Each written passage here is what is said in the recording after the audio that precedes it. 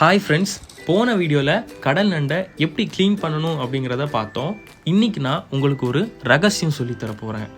என்ன அப்படின்னா, கடல் நண்டை க்ளீன் பண்ணதும் என்ன பண்ணணும் அப்படிங்கிற ஒரு விஷயம்தான். நம்ம 20 கடல் நண்டை க்ளீன் பண்ணி எடுத்துருக்கோம். அதுக்கு 1/2 டேபிள் ஸ்பூன் மஞ்சள் தூள், 2 கொத்து கருவேப்பிலை எடுத்துக்கிறோம். தண்ணி ஆட் பண்ணவே மாட்டோம், ஏன்னா நமக்கு தண்ணி அந்த நண்டுலேயே ஊறி வரும். அதுக்கப்புறமா நம்ம தேவையான அளவு உப்பு, ஒரு 1.5 டீஸ்பூன் உப்பு எடுத்துக்கோங்க. எல்லாத்தையும் நல்லா மிக்ஸ் பண்ணி எடுத்துக்கோங்க. ஒரே ஒரு விஷயம் மறக்கவே மறக்காதீங்க, நம்ம தண்ணி ஆட் பண்ண போகிறது இல்லை. அடுப்பை ஆன் பண்ணி மண் சட்டியை நம்ம இப்போது அடுப்பில் வைக்க போகிறோம். ஹை ஃப்ளேம்லேயே வச்சுக்கோங்க. அடுப்பில் வச்சுட்டு ஒரு தட்டு யூஸ் பண்ணி மூடிக்கோங்க. சரியாக 5 நிமிஷம் ஆனதும் அதை ஓப்பன் பண்ணி நல்லா கிளறி விட்டுக்கோங்க.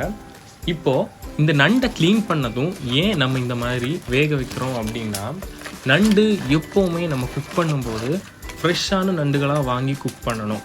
ரெண்டாவது, வாங்கின உடனேயே நம்ம நண்டை க்ளீன் பண்ணி இந்த மாதிரி பாயில் பண்ணி வச்சிடணும். இந்த மாதிரி நம்ம பண்ணலை அப்படின்னா நண்டுடைய ஃப்ரெஷ்னஸ் போயிடும்.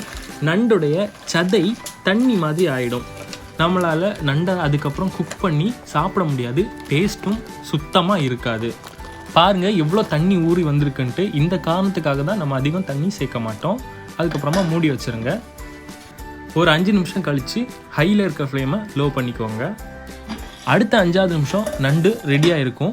இந்த மாதிரி பாயில் பண்ணி வைக்கிறதுனால 2 நாள் வரைக்கும் நம்ம ஃப்ரிட்ஜில் வச்சு இதை குக் பண்ணுறதுக்கு ஏற்ற நேரம் நம்ம எடுத்து குக் பண்ணிக்கலாம். பட் நண்டோடைய ஃப்ரெஷ்னஸ் அப்படியே மெயின்டைன் ஆகும். இதுதாங்க நான் இன்றைக்கி உங்களுக்கு சொல்லித்தரக்கூடிய ரகசியம். இந்த வீடியோ உங்களுக்கு பிடிச்சிருந்தா லைக் பண்ணுங்கள், கமெண்ட் பண்ணுங்கள், ஷேர் பண்ணுங்கள். எங்கள் சேனலையும் சப்ஸ்கிரைப் பண்ணுங்கள். அடுத்த வீடியோவில் நண்டு ரோஸ்ட் எப்படி பண்ணுறது அப்படிங்கிறத உங்களுக்கு நான் சொல்லித்தரேன்.